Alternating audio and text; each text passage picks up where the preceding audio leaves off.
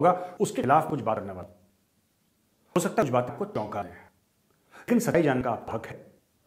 ये नहीं कह रहा मेरी रिसर्च मुकम्मल है, मैं ये नहीं कह रहा कि मेरी रिसर्च पूरी पूरी है, लेकिन जितना मैं कहूंगा अपनी सोच समझ के हिसाब से कहूंगा। तो सुनिए दोस्तों, कोई भी जंग होती है ना, कोई लड़ाई होती है, कोई युद्ध होता है, उसका एक मकसद होता है। किसी कारण से लड़ाई लड़ी जाती है, या दुश्मन के साथ कोई मतभेद चल रहा हो और आपको दुश्मन को सबक सिखाना हो, या दुश्मन के साथ जमीन के मामले में लड़ाई हो और आप उसकी जमीन कब्जा करनी हो, अगर दुश्मन ने आपकी जमीन कब्जा करी और आपको उसे छोड़ना हो, दसियों किस्म के कारण हो सकते हैं किसी भी युद्ध पे जाने के लिए। तो एक बात याद रखिएगा इस एपिसोड की शुरुआत में दोस्तों, कि युद्ध का एक कारण होता है, all war are fought with an objective. हो सकता है ऑब्जेक्टिव गलत हो सकता है ऑब्जेक्टिव सही हो सकता है ऑब्जेक्टिव वेल थॉट थ्रू ना, उसके बारे में ज्यादा सोच विचार में करा गया हो सकता है कि बड़ी जिसको कहते हैं कि जबरदस्त प्लान करी गई उस ऑब्जेक्टिव फेरे में, कुछ भी हो, लेकिन कोई भी युद्ध बिना ऑब्जेक्ट के, बिना एक ध्येय के, बिना एक टारगेट के, बिना एक निशाने के युद्ध नहीं कर जाता।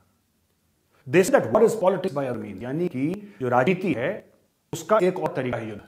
किसी देश के राजनीतिक जो कहते हैं हम राजनीतिक कोई स्तर पे वो पहुंचना चाहता हो, राजनीतिक निर्णय करना चाहता हो किसी देश के साथ, किसी और मुल्क के साथ, किसी लेवल पे पहुंचना चाहता हो, कुछ अचीव करना चाहता हो, तो उसके लिए युद्ध एक विकल्प है। लोग कहते हैं युद्ध कोई विकल्प तो नहीं होता, ये विकल्प है। और मनुष्य की 5000 साल की तारीख में यह देखा गया है कि युद्ध में एक विकल्प माना गया है। लोगों ने छोटी छोटी बातों पर युद्ध है, लेकिन there's always an objective। अब 24 फरवरी को रशिया ने यूक्रेन के ऊपर धावा बोल दिया और आज 2 अप्रैल है, अभी तक लड़ाई खत्म नहीं हुई। किसी भी युद्ध का जो ऑब्जेक्टिव होता है, जो ध्येय होता है, जो निशाना होता है, वो ये होता है कि जल्दी जल्दी, खास से आज की तारीख में, मैं किसी शताब्दी की बात कर रहा हूं, यहाँ पे मीडिया है, सोशल मीडिया है, इकोनॉमिक साइंटिस्ट है, यूनाइटेड नेशंस है, FTF अलग है, 10 किस्म की वर्ल्ड बैंक है, दुनिया भर की ग्लोबल ऑर्गेनाइजेशन जो अचानक दोनों मुल्कों के ऊपर प्रेशर डालती हैं, यानी जो अग्रेसर है उसके ऊपर डालती होती हैं अक्षर कि भाई अब छोड़ो, लड़ाई बंद करो वगैरह वगैरह। इसीलिए सबसे बड़ी बात यह है कि युद्ध जितनी जल्दी शुरू हो उतनी जल्दी खत्म हो जाए।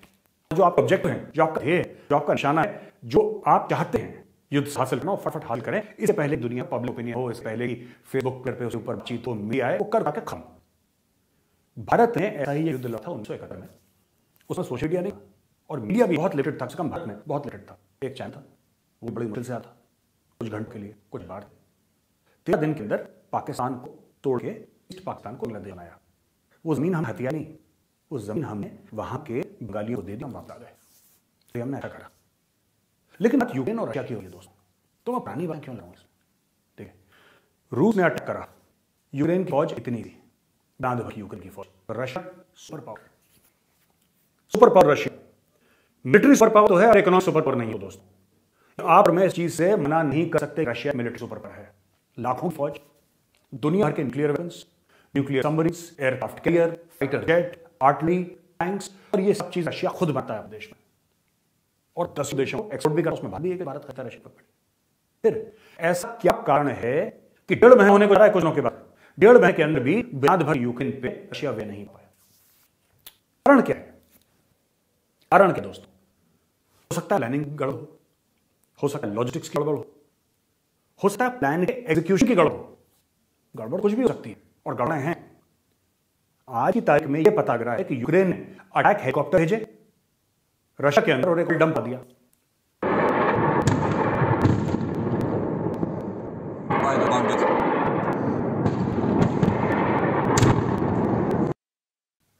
इतना सा यूक्रेन इतने बड़े रशिया को आंखें खा रहा है।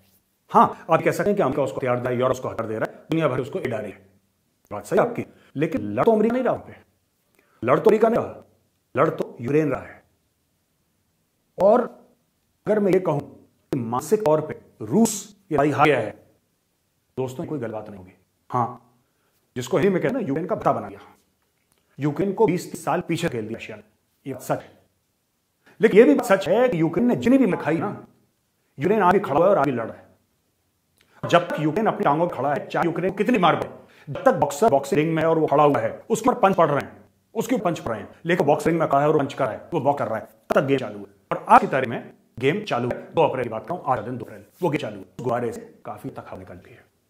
अब कई देर ये सोच रहे हैं कि जब तुम छोटे थे, यूक्रेन के ऊपर कब्जा नहीं कर पाए, तुम किसान के ऊपर पार हो, तुमने कौन तीर मार लिया? जब तुम यूक्रेन ऊपर कब्जा नहीं कर रहे, आप समझ रही बात? तो एक wars are always for an objective. रूस का ऑब्जेक्टिव क्या? रेजिम चेंज, वहां पर सरकार चेंज करवा दे, जेलेंस्की की सरकार गिर जाए, किसी और को पद को बैठ दें जो कि प्रो रशिया हो, एक एम रखता है। दूसरी चीज ये मसला है कि नेटो के अंदर ना आए, नेटो की मेंबरशिप ना ले यूक्रेन, कि रशिया के चौट पे नेटो फोर्सेस आए, जो भी है रशिया की। मैं रशिया ये नहीं कह रहा रशिया सही रशिया गलत है, मैं उन चरों में नहीं पढ़ रहा। मैं सिर्फ ये कह रहा हूं कि इतना बड़ा रूस, जो कि दुनिया का सबसे बड़ा ज्योग्राफिकल साइज की बात कर रहा हूं, भूगोल के हिसाब से दुनिया का सबसे बड़ा मुल्क है, और टॉप 3 आर्मी रशियन आर्मी का नाम आज शुमार होता है, आगे गिना जाता है टॉप रशियन आर्मीज। मैंने आपको बताया क्या नहीं है रूस के पास। वो रूस अभी डेढ़ हो जाए कुछ दिन के बाद, अब तक यूक्रेन को नहीं आ पाया। Wars are always fought an objective. अब मैं आपको 1965 ले जाता हूं, फिर वापस होगा यूक्रेन रशिया। 1965 जब पाकिस्तान के साथ जंग हुई दोस्तों, पाकिस्तान का 1965 में वो जो जंग थी उसका एक ऑब्जेक्टिव था। 1965 की जंग का ये ऑब्जेक्टिव था कि हमें भारत से जम्मू और कश्मीर को आजाद करना है। तो ऑपरेशन जिब्राल्टर लॉन्च कर दिया। जिब्राल्टर है, ये अंग्रेजों का नाम पाकिस्तान ने रखा। इतिहास 1000 साल पुराना है, जब स्पेन और पोर्चुगल के ऊपर मुसलमानों का राज था। जब मुस्लिम फौज ने हमला करा स्पेन और पोर्चुगल के ऊपर, तो जिब्राल्टर जो जगह है वहां से अटैक लॉन्च का था। तो इतिहास के पन्नों से नाम निकाला, फिर से मुसलमान फौजें काफिरों पर अटैक करें। ये पाकिस्तान सारी चीजें, ये मुसलमान काफिर हिंदू, इससे ज्यादा पाकिस्तान कभी नहीं पाए, इसीलिए आज की देख में गड़े में बैठे। खैर, उन्होंने जम्मू कश्मीर पर अटैक कर दिया। इंडिया जम्मू कश्मीर में लड़ाई तो लड़ी, लेकिन इंडिया ने लाहौर के ऊपर अटैक कर लिया। पाकिस्तान ने डिफेंड करा लाहौर को, उसमें कोई शक नहीं, और फिर लिखा था कुछ समय के बाद। ये अगस्त में लड़ाई शुरू हुई दोस्तों, अगस्त 1965 में बात कर रहा हूं। ये वह लड़ाई है जो पंजाब में एक जगह असल तर, जहां पे फुट ग्रेनेडर्स जो भारत की एक बहुत इंडियन आर्मी की जबरदस्त यूनिट है, जहां पे सिख मैच अब्दुल हमीद को परम चक्र में था पाकिस्तान पैटर्न घोड़ा के लिए। ये वही जगह है 1965 की। अब्दुल हमीद का आपने नाम सुना, बड़ा बच्चा जानता है, हमें भी एक चैप्टर पढ़ा उनके ऊपर, वीर शहीद अब्दुल हमीद, हमें पढ़ाया था उनके ऊपर। तो वीर शहीद अब्दुल हमीद का ये यहीं पे कहीं हुई थी 1965 की जंग। खैर, मैं बात कर रहा हूं 1965 की जंग पंजाब के एरिया नहीं, जहां पे असल तर है अमृत के आगे, उस जगह की बात नहीं कर रहा केंद्र की, मैं बात कर रहा हूं जम्मू कश्मीर की। जम्मू कश्मीर को कब्जाने के लिए पाकिस्तान ने 1965 जंग लड़ी। आज पाकिस्तान ये कहता है कि हम 1965 की जंग जीत गए। यौम दिफा बनाता कि हमने लाहौर बचा लिया। लाहौर तो पहले से बचाया था। तुम कश्मीर में गुफी करे ना, लाहौर की ओर कोई पहरा था। पाकिस्तान 1965 की जंग हारा, भारतीय एकता ठीक कहता है। क्यों कह रहा है? पाकिस्तान यौम फलाना यौम ढेला जो बनाना बना ले। सच्ची बात यह है, war are fought with objective. 1965 की जंग में पाकिस्तान ऑब्जेक्टिव क्या था? पाकिस्तान टारगेट क्या था? टारगेट था जम्मू और कश्मीर को पाकिस्तान में मिलाना, उस सोकल्ड भारत से आजाद करना। क्या उसमें वो कामयाब हुआ? नहीं हुआ। वो उसमें कामयाब नहीं हुआ। उसका जो मेन ऑब्जेक्टिव था वो फेल हो गया। तो यौम फलाना यौम ढिमका मना रहे। सच्ची बात यह है कि 1965 की जंग पाकिस्तान हार गया, क्योंकि जिससे उसने लड़ी थी वो ऑब्जेक्टिव को हासिल नहीं हुआ। यही चीज कारगिल की लड़ाई में हुई। सेशन को आइसोलेट करेंगे, कश्मीर तय कर लिए, ये मुशर्रफ के रामे थे, वो हार गया। अब बोले नहीं हम जीत गए थे, लेकिन साजिश हुई। आप जानते हैं पाकिस्तानी क्या है। अब वापस चलते रशिया यूक्रेन दोस्तों। मैंने बोला था war fought an object. Pakistan ने 1965 में एक ऑब्जेक्ट लिया था, कश्मीर को हथियार, वो नहीं हथियार था। उसी तरीके से रशिया ने ऑब्जेक्टिव लिया कि यूक्रेन को हथियार नहीं हथियार अभी तक। ये नहीं आ रहा कि ये कल नहीं पाएगा, ये नहीं कहा, हो सकता कल कर ले रशिया, लेकिन इंडिपेंडेंट जो सूत्र है उनका कहना है कि हजारों रूसी फौजी मर चुके हैं। रूसी फौजी लड़ने से ना कर रहे हैं, अपने खुद कमांडो टैंक नीचे उन्हें दे दिया, मार दिया, कुछ उनके जल्द मरते हैं। ये सब खबरें बीबीसी अल जज़ीरा में आ रही हैं। इनमें इतनी सच्चाई है दोस्तों, ये तो डेफिनेटली नहीं कह सकता, लेकिन सारा मीडिया कवर कर रहा है। रशिया चुप है, इसका मतलब there is smoke there is fire. हमें मानना पड़ेगा कि जहां धुआं होता है वहां आग होती है।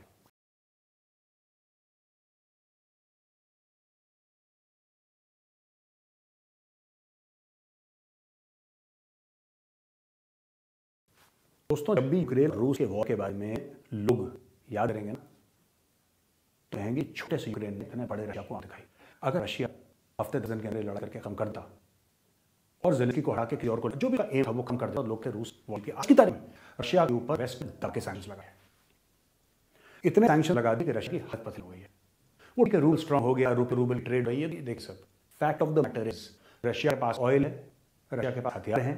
ये रशिया की मुख्यतः 2 एक्सपोर्ट्स हैं। लेकिन रूस के ऊपर अब इतने सैंक्शंस लगे। इंटरकनेक्टेड वर्ल्ड है दोस्तों, इंटरकनेक्टेड वर्ल्ड है। रूस कहां तक चीन को बेचेगा? इंडिया भी तेल खरीदा है। I think it's more pass message कि लोग न्यूट्रल हैं, ना बराबर तेल खरीदा है इंडिया रशिया। अगर आप मेरी ज़ाती राय पूछें, रूस ने जो अटैक करा यूक्रेन पर, सही करा गलत करा? आज कल की तारीख में कोई भी एक आजाद खुद मुख्तार सोरेन मुल्क को अटैक कर ठीक नहीं है। यहां इंडिया में बड़े 2 कैंप गए हैं, एक कैंप यूक्रेन के साथ है, एक रशिया के साथ। उन दोनों को फर्क नहीं पड़ता, अपने साथ ही नहीं है।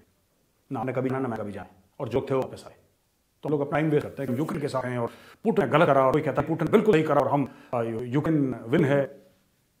उन लोगों को फर्क पड़ रहा है और मैं क्या सोच रहे हैं, हम क्या एनालिसिस कर रहे हैं लड़ाई, और मुझे ऐसा लग रहा है कि रशिया बैकफुट है, रशिया बैकफुट पर है। पिटाई करी यूक्रेन की, इसमें कोई शक नहीं है, उसके शहर तबाह बर्बाद कर दी, इसमें शक नहीं। लेकिन यूक्रेन आज भी हुआ है। अच्छा, सैंक्शन से रशिया हो चुका, रशिया की इकोनॉमी बहुत बुरी तरीके रेट है। क्या चाइना रूस की मदद करेगा? चाइना कभी किसी की मदद नहीं करता। आज तक श्रीलंका में क्या हो रहा है, आज की तारीख में लोग प्रेसिडेंट पहले सामने, राष्ट्रपति भवन के सामने जाकर प्रेस्ट कर रहे हैं, उनके ऊपर सो गया लाठीचार्ज, ये सब रहा है आज की तारीख में। ठीक, जो राजपक्ष परिवार है उसकी गतियां, उसका कशन है, सच है, उसमें चाचा ताया माँ बाप सब में कैबिनेट में हैं, प्रधानमंत्री एक परिवार का, राष्ट्रपति परिवार, सब परिवार पूरा वहां पे। लेकिन इसमें चीन का बहुत कुछ लेना देना है। चीन ने भी ऐसे लोन दिए जो कि वो वापस नहीं कर सकता मुल्क। चीन रशिया के साथ यही करा, चीन किसी का सगा नहीं है, और ठीक चीन की पॉलिसी, चीन किसी का सगा नहीं है दोस्तों। चीन लगातार लोन देगा रशिया को, रशिया उसकी जमीन लेगा, रशिया से चीन भी किसी मदद नहीं करता। China is nobody's friend, right? Pakistan का धुआं कर दिया उसने, और पाकिस्तानियों को कभी नहीं लगा कि उनकी कर दी। एक कहा था पुरानी कि जब किसी चीनी से हाथ मिला ना, जब किसी चीज से हाथ लाओ तो भैया उंगली गिन लो, पता कि 3 रख उसने हाथ। खैर, अब इंडिया की ओर क्या चाहेगी? इंडिया को अमेरिका कह रहा है, तो दोस्तों गलत से है जो डिप्टी नेशनल सेक्रेटरी एडवाइजर है America, I think economic adviser, उन्होंने बोला साहब एक बात ध्यान रखना, वो भी लेनी है लेकिन अमेरिका काम कर रहा है, अमेरिकन सिटीजन को, उन्होंने बोला ये एक ध्यान रखना, तुम लोग जो उसकी साइड ले रहे हो ना, ये कभी मत भूलना कि अगर चाइना इंडिया को अटैक करता है तो रूस तुम्हारी मदद नहीं करेगा। तो दिलीप सिंह भाई, जब चाइना डोकलाम में आया था या चाइना हलवा में आया था, तो वहां हमारे सैनिकों 2-2 हाथ करे चीन से, तो अमेरिका तो हमारी मदद करके ले। तो आप कह रहे रशिया नहीं आएगा, आपने कब हमारी मदद की? आपने तो 1971 में पाकिस्तान की मदद ली, अपने बिल्कुल एयरक्राफ्ट कैरियर भेजे थे आप। किस मुंह आप कह रहे रूस की मदद नहीं चाहिए भाई? हम सक्षम हैं अपने मुल्क का दफा, अपने मुल्क की रक्षा करने के लिए, हम लोग सक्षम, भारतीय सेना सक्षम है, आपकी जरूरत नहीं भाई साहब। और आप कह रहे हैं, आपका कहने का क्या मतलब है कि अगली बार जब चीन लाइन ऑफ कंट्रोल पे आके भारत के अंदर घुसने की कोशिश करेगा, इंडियन आर्मी उसे जवाब देगी, तो आप यूनाइटेड स्टेट्स से क्या यूएस मरीज भेजेंगे हमारे साथ होने के लिए? So you are welcome and we need you. हम चाइना को सॉर्ट करके सहायता करते हैं, और आज तारीख है, और दीप सिंह साहब अगर लाइन ऑफ एक्चुअल कंट्रोल पे चाइना की फौज खड़ी है और अगर घुसने की हिम्मत नहीं करे, उसका सिर्फ एक कारण है, और वो कारण आप नहीं है, वो कारण रशिया नहीं, वो कारण इंडियन आर्मी है। इस बात का ध्यान रखिएगा। जब तक हमारी सेना खड़ी है, चाइना बाबर नहीं आता। तो ये गीदड़ भक्कियां, ये हो जाए, ये हो जाएगा, किसको सुना हो, किस चूरन चिरे हुए? और आपने कब किस मुल्क की मदद करी? आप तो सिर्फ मुल्क तबाह बर्बाद रहे हैं। सभी नागरिक है जिन्होंने 9/11 करा था, 9/11, आपने आग को दिया, आपने अफगानिस्तान बर्बाद कर दिया। अब आप इंडिया को कह रहे हैं कि अगर चाइना अटैक करता तो रूस नहीं आएगा। रूस में तो चाहिए किसको? रूस जो 1971 में रशिया समृद्ध भेजी हमारी मदद करने के, तो इसलिए क्योंकि आप पाकिस्तान की मदद ले खड़े हुए थे। यूनाइटेड किंगडम पाकिस्तान की मदद के लिए खड़े हुए थे। और आज की तक में ये रूस लड़ाई, ये फंड कौन रहा है? ये फंड कौन रहा है? इंडिया फंड नहीं रहा। आपके जो दोस्त हैं यूरोप, वो फंड रहे हैं, उनकी गाड़ियां चलती हैं रूस तेल से, ये रशिया बगल में, ठीक, उनके चूल्हे जाते हैं रशियन गैस से। तो इंडिया को सबक मत दीजिए। आप जर्मनी को नहीं सुनाइए, आप इंग्लैंड को नहीं सुनाइए, इटली को कहानी, फ्रांस को कहानी सुनाइए, हमें कहानी सुनाइए, क्योंकि हजारों साल से लोग बाहर से आए हैं कहानी सुनाने के चक्कर में, आज तक ने किसी कहानी सुनी नहीं। तो आप भी कोशिश मत करिए। तो दोस्तों ये सब पूरा मामला चल रहा है, ये सब हालात चल रहे हैं, रशिया का बुरा हाल रखा है। रशिया, मैं तो कह रहा हूं, हो सकता है कि एक महीने के बाद रशिया जीत जाए, लेकिन वो जीत इतनी महंगी होगी तो हार से भी बदतर होगी। क्योंकि हर समय जब लोग यूक्रेन और रशिया के युद्ध का हवाला देंगे तो ये कहेंगे कि छोटा यूक्रेन 1.5 महीने तक रूस के सामने खड़ा रहा, फिर यूक्रेन हार जाए, फिर यूक्रेन हार जाए। इसमें रशिया का जो मिलिट्री माइट है ना, उसकी रेपुटेशन डेट हो गई। आखिरी हम फौज में रहते हैं, FIBU, फाइटिंग बिल्ड एरियास। जब रूसी फौजें घुसे इनके बड़े शहर में, तब यूक्रेन में शुरू हो गुरिल्ला वॉरफेयर, और तब रशियन फोर्सेस पता लगेगा कि असल में खून खराबा शुरू कहां हुआ है यूक्रेन में। आप किसी भी मुल्क के ऊपर रॉकेट फेंक सकते हैं, मिसाइल फेंक सकते हैं, एयरक्राफ्ट से आप उसको बॉम्ब कर सकते हैं, तब बर्बाद कर सकते हैं, या कर सकते हैं। लेकिन सबसे बड़ी बात यह है कि उस जमीन को जहां आपने बारी करी है, उस पर कब्जा करने की आपको एंट्री चाहिए। आपको एक सोल्जर चाहिए वहां पर खड़ा रहे और इंश्योर करेंगे जमीन की, जिस पर आप अपनी जीत का परचम लहराया है, वो जमीन आपकी है, उसके लिए आपको एंट्री चाहिए। वो काम आप एयरफोर्स, आपकी आर्टिलरी, की रॉक फोर्सेस नहीं कर सकते। वो तो एंट्री वाला ही करा, राइफल के जो खड़ा है, जो रशियन सोल्जर एक से लेके खड़ा है, वो गारंटी देगा कि हाँ साहब ये शहर है, ये रूस का हो चुका है। और अभी तक रूस उस चीज की गारंटी फौजी से नहीं ले पाया। उनके डिफेंस मिनिस्टर को हार्ट अटैक पता नहीं क्या हो गया डिफेंस मिनिस्टर को, और बहुत वहाँ पे अफरा चल रही है उसमें। रशिया जितनी सप्लाईज हैं, सबसे बड़ी प्रॉब्लम जो रशिया फेस कर रहा है सप्लाईज फेस कर रहा है। जैसे इंडियन आर्मी लड़ी है, वो आप सुना हो कि line actual control, line of control, इधर पोस्ट हैं, इनको मेंटेन से करते हैं, जो हर लाखों फौजी लाइन ऑफ एक्चुअल कंट्रोल पे हैं, जो चाइना को फेस कर रहे हैं, उनको सप्लाई करना पड़ता है, उनको सप्लाई करना पड़ता है। सप्लाई कैसे करेंगे आप? उनको राशन चाहिए, फौजी दिन में 2 बार चाहिएगा और 3 बार खाएगा, लगता है ये बचाना पड़ता है। उसके हथियार टूट फूट होगी तो उसको नया हथियार चाहिए, रिप्लेसमेंट वेपन चाहिए, उसको एम्यूनिशन चाहिए, उसको साइल चाहिए लड़ने के लिए, उसको क्लोथिंग चाहिए, उसको गर्म रहने के लिए केरोसिन चाहिए, गाड़ियों के उसको तेल चाहिए, पेट्रोल, डीजल, व्हीकल रिपेयर। मतलब ये तो आपको सिर्फ मैंने मोटी मोटी बताई दोस्तों। लॉजिस्टिक्स अपने आप में एक साइंस है, लॉजिस्टिक्स अपने आप में दोस्तों एक साइंस है, और इस साइंस में जो चूक गया वो जंग गया। भारतीय सेना की लॉजिस्टिक्स कौन करता है? हमारे 2 सर्विसेज हैं, एएससी सर्विस और एओसी ऑर्डिनेंस कोर। ये लोग इंश्योर करते हैं कि भारतीय फौजी का पेट भरा रहे, उसके पास गर्म कपड़े हों, उसके हाथ हथियार हो, उसके पास एमिशन हो, उसके पास टेंट हो, उसके पास केरोसिन हो, तेल हो, डीजल हो, गाड़ियां हो, सब कुछ हो। ये जो राशन पानी है दोस्तों, ये सिर्फ खाना नहीं है, ये जगह सामान है, ये इतना क्रिटिकल है। जितनी मजबूती से इन्फेंट्री और आर्टिलरी वाले लेते हैं ना, उतनी मजबूती से हमारे army service corps, army ordinance core के, भारतीय सेना की बात कर रहा हूँ, जो हमारे अफसर हैं, जेसो हैं, जवान हैं, वो भी उतनी ही मजबूती से लड़ते कंधे से कंधा मिलकर। रशिया का जितना भी मामला है सप्लाईज का, वो ज्यादातर रोलिंग स्टॉक यानी ट्रेन, मालगाड़ी, उसके ऊपर चलता है। कि मालगाड़ी में आप ज्यादा सामान जा सकते हैं, ट्रक में कम सामान ले जाते हैं। जब लाखों फौज घुसती है तो आपको फिर सामान उस तादाद में चाहिए। और जितने रेलवे स्टेशन है शहर के अंदर, शहर बाहर नहीं होते, और शहर पे रूसों का कब्जा है नहीं।